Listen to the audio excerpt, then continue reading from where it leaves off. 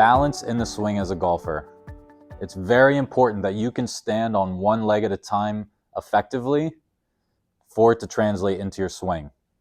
So if you're a golfer at home and you're watching Jason try this exercise and you're thinking to yourself, I don't think I could do that. Or if you're trying it now and you're finding yourself falling over time and time again, that's usually a sign that you're not staying balanced in your swing. So today, I want to talk about 3 other exercises that you can start working on to help improve your balance in your swing as a golfer and thus try to maximize your distance.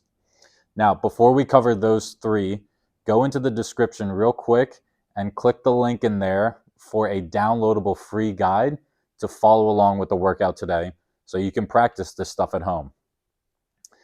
Now, balance in the swing. Why is it so important? I like to use the analogy of building a house, right?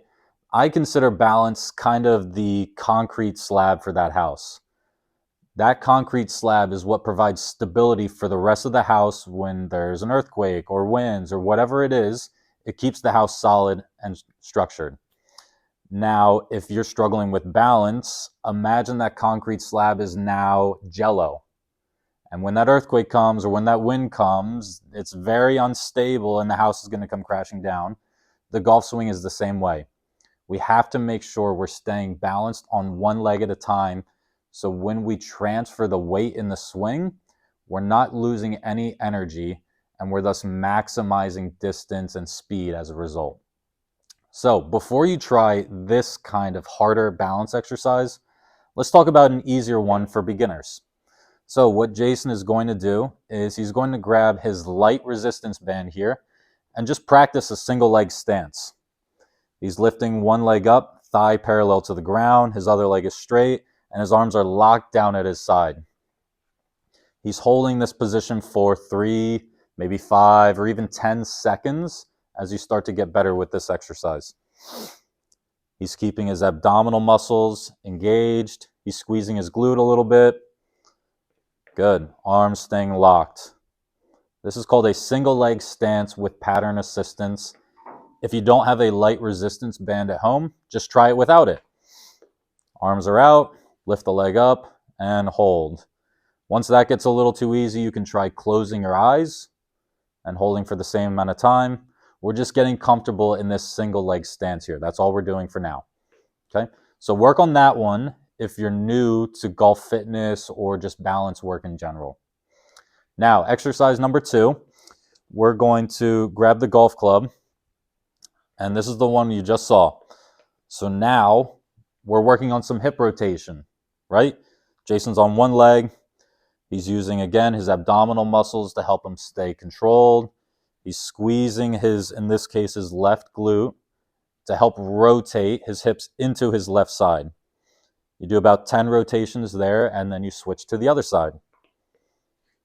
And he's really leaning on this club. This is his support, because this is hard to do. Now, once you master that, let's take the club away. Cross the arms, and do the same thing. Lots of hip rotation, stable upper body, head is staying still. This is mimicking what you do in the golf swing. So get better at that, and thus it should help you in your swing. Now, if we want to work on balance as well as producing power and thus distance for your swing, Jason's going to work on some single leg medicine ball slams. Show him what it is, Jason. Good. Nice. And he's throwing this ball hard. Good. Again, same muscle groups involved. Lots of core muscles, lots of muscles in the hip and in the glute. Good. And that other leg goes behind him. Excellent. Let's see one more. Good. That's an example of a power exercise. Those muscles fatigue very quickly, so you don't need to do many reps. 4 on each side for that one. And he's using a relatively light medicine ball because it's hard work. And you can see him kind of breathing heavy here. Okay? So a couple reps for that one, maximum effort without falling over. Okay?